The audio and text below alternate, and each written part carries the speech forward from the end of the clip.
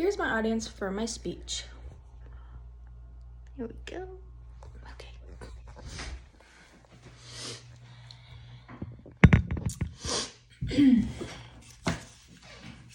Hello, my name is Claire Sodas, and I will be talking about how sociolinguistic competence is important in the field of social work. Sociolinguistic competence is an important communication skill to help communication with clients. Have you ever wondered how important communication skills are in the field of social work? I'm here to tell you a little bit more about that. As you are listening to this speech, remember that everyone can benefit from communication skills, and you can maybe apply these to your own relationships. This topic is relevant to me because I study social work and I hope to attain my master's in social work in the near future. In order to help this speech, I also interviewed my professor, Professor Behrens, who has a master's in social work.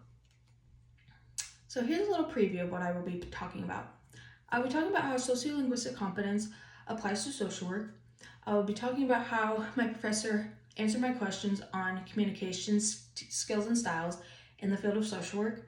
And I will be talking about how other important styles of communication apply to social work as well. So first, how sociolinguistic competence applies to social work. The definition of sociolinguistic competence, according to study.com, is the ability to communicate appropriately by using right words, expressions, and attitudes towards a specific topic, setting, and relationship. So, when I asked my professor this question, she told me that sociolinguistic competence in social work is really something that depends on how well you know your client and the environment you are in. Once you get comfortable with that, you will be able to kind of perfect sociolinguistic competence. In social work, you need to take time to gauge how the client is feeling in order to apply sociolinguistic competence. In McLean, Chapter 3, he talks about self-awareness, and this applies to sociolinguistic competence because in order to apply it, you need to have self-awareness. Self-awareness of yourself and of others in order to kind of have that back and forth conversation with them.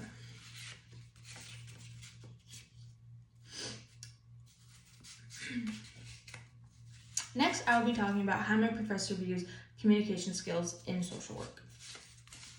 In McLean Chapter 6, and according to my professor, open-ended questions are very important, especially in social work. My professor told me that communication skills such as linguistic and verbal are conversational techniques that she uses in everyday interactions. An example of this is when she's talking with her daughter, and in order to further the conversation, she asked her daughter, "Well, what do you mean by that?" Communication difficulties is something that I asked Professor Behrens to elaborate on. She told me that since she worked in a hospital, she dealt with a lot of tough situations and tough clients. So, in order to help that situation, she told me that building rapport makes it better to communicate. Professor Behrens also told me how she learned effective communication in social work. She told me that in order to have effective communication, you really just need to have a lot of practice and a lot of face-to-face interactions, and that kind of happens in the field work of social work, which I will do next year. Lastly, I will be talking about other communication styles that are important in social work. The Lead Academy stresses the importance of open-ended questions, such as those that I talked about earlier from Professor Behrens and McLean. They said that open-ended questions makes the client and the social worker feel more comfortable in the conversation because there's also active listening going on in the conversation. The University of Buffalo stresses a characteristic trait of empathy when going into social work. And this empathy can also be a communication skill because it helps the social worker to understand others in a more deeper way, and it also helps them connect with them in a deeper way. Lead Academy talks about friendliness and how friendliness can radiate a hint of traits like honesty and kindness, and that is something that is definitely very important in social work. Lastly, the University of Buffalo goes over active listening and how that is a very key communication skill to have when working with clients in social work. It is necessary for social workers to understand and identify a client's needs, and that you can do through active listening.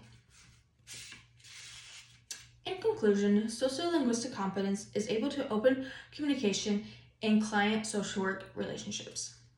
Professor Behrens provided a little bit of her 11 years of experience in social work, which will definitely help me in the near future. And I talked about additional communication styles that are essential in social work and for my future clients.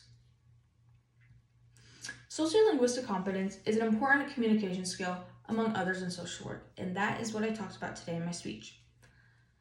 So this is definitely a lot to take in, but because we know that interpersonal relationships are the most important and will start to become even the more important thing in our lives, I personally am trying to work very hard on perfecting communication skills for my relationships and for my clients in the near future. Thank you.